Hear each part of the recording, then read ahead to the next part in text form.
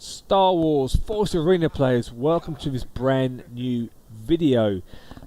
So today we're taking Lando for a spin in some 2v2 games that you're going to see. 3 games coming up, one of them extremely close and it goes right down to the wire, which is pretty exciting. A good game it was as well. So in this particular deck you're using the Malz army. Now the Malz army are pretty strong, and they are strong. They're a great counter for tech units, so things like your ATST walkers, your light tanks, and they do counter Blazemen apparently, bizarrely, but they'll get chopped to pieces and there'll only be 2 left. Now speaking of weaknesses, they are prone to everything.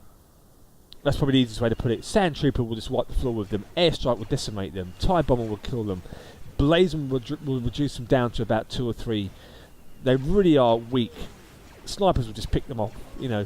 So in this particular game, as you see what I'm doing now is I'm making a charge on this right lane. And the reason why I did that was there's a delay at the start of the game, meaning that Darth Vader, clearly it was Darth Vader, didn't appear, or didn't log in, or didn't connect, whatever the problem was, because he come down the middle, dropped down troops randomly. That's obviously something we talked about in the last video, and I took full advantage and just pushed that right lane. So your main push is going to be your Bantha and also your Malz army in support with your adrenaline rush. Now don't be afraid to use your adrenaline rush on your friendly player, your partner's players, and on their characters. So if they're attacking a turret with a Bantha or organic units only, remember, drop it. If they've got a chance to take the turret down faster, drop it and let them do all the damage. Why not?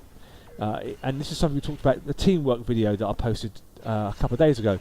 So these are the kind of things that you want to be doing to try and get your wins, because you have to play smarter as rebels. The Empire are way overpowered right now. They are so strong with the majority of their units. But I mean, obviously, as you see here, it is possible to get wins, but you have to really be on form to make that happen. And sometimes sacrificing a turret, whatever it may will be whatever it takes basically to get you the win.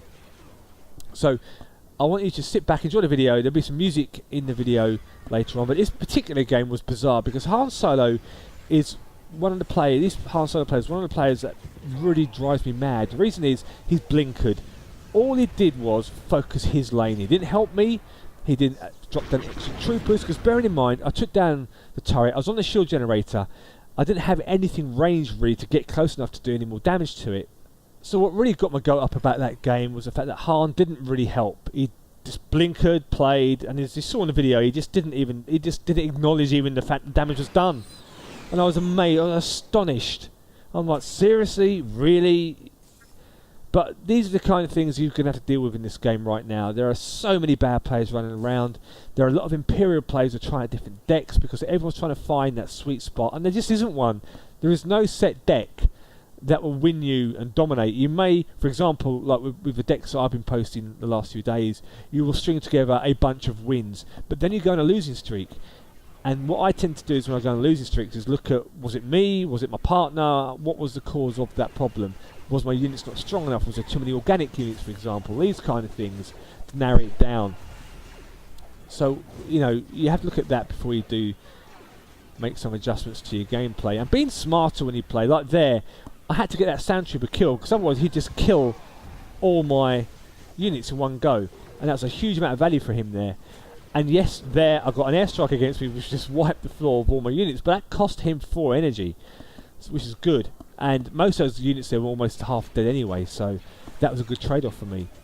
Right now on the forum is a lot of buzz about the Empire and the Rebels and who's weaker, who's stronger. And right now the Rebels are weaker, there's no doubt about it. It's a lot harder to win as Rebels. You can obviously still win because I've got videos out there where I'm winning games, and I also go on losing streaks.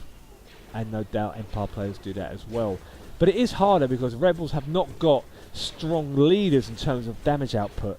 You've got Han with his proximity mine, which is nerfed. Cassian's got a bit of range, but again, he's like spitting out bubbles at people rather than actually proper bullets.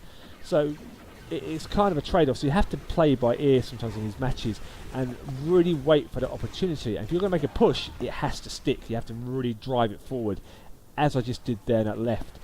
So Sister was dead, and I had a chance, lots of troopers in there, and that gave me a chance to take down the turret, making this 1-1 with just a minute to go in double energy now.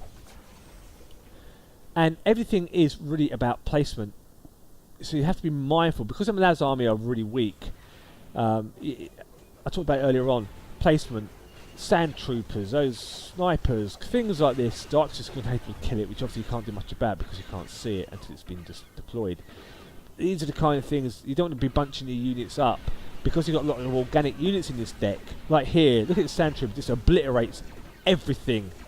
I mean, just crazy. So, which is why you don't really want to bunch stuff together, but obviously like that there's not much you can do about it. And Sister does take down a turret, making it 2-2, because Leia, I think, went on vacation at that point in the game. So, I hope you found the videos useful. If you do, please give them a thumbs up. If you have any questions, feel free to ask below in the comment section. I'll do my best to answer them. If I can't answer them, there's plenty of people around who can hopefully throw some answers your way. Again, thank you for your support. I can't thank you guys enough. I hope you're enjoying the videos. And I'll be putting out some more content. I will be streaming the game again, probably once a week at the moment. No more than that until they sort out the nonsense that's coming. Dead excited to find out what's in store with 1.8. Fingers crossed it's the Clone Wars, but who knows with Netmarble. They are the masters of underwhelming, stealing EA's crown. But I'll leave you now some music for the final game. May the Force be with you, and thanks for watching.